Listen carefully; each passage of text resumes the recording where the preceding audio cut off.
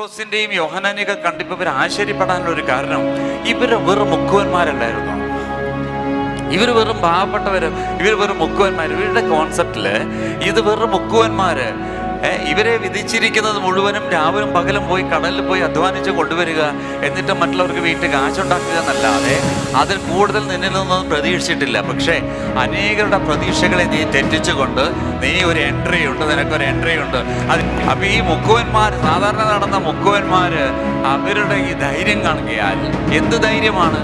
കാരണം വെള്ളിയും പോലും എനിക്കില്ല, എനിക്കുള്ളത് നിനക്ക് തരുന്നത് പറഞ്ഞവരെ കൈപിടിച്ചപ്പോൾ അവൻ ചാടി എഴുന്നേറ്റ് ഒരു മുടന്തനെ നടത്തി. അതുകൊണ്ടാണ് പറഞ്ഞത്, ഇവർ സാമാന്യക്കാരാണ്, പക്ഷേ ഇവരെങ്ങനെ ഹൈലൈറ്റഡ് ആയി ചോദിച്ചു കഴിഞ്ഞാൽ ഇവരെ ഹൈലൈറ്റ് ആക്കിയത് ഈ പരിശുദ്ധാത്മാവാണ്. പരിശുദ്ധാത്മാ ഒരു പ്രത്യേകതയുണ്ട്. എൻ്റെ മേൽ പരിശുദ്ധാത്മ വന്നത് എന്നെ ഒരു ഭാഗത്ത് ഇരുത്താനല്ല, പരിശുദ്ധാത്മ എൻ്റെ മേൽ വരുന്നത് എന്നെ അടുത്ത ലെവലിലേക്ക് കയറ്റുവാനാണ്, അടുത്ത ലെവലിലേക്ക് കയറ്റുവാനാണ്. അതുകൊണ്ട് 2026 ഞാൻ എഴുന്നേൽക്കുകയല്ല, ഞാൻ യാത്ര തുടരും, യാത്ര തുടങ്ങും, യാത്ര തുടരും.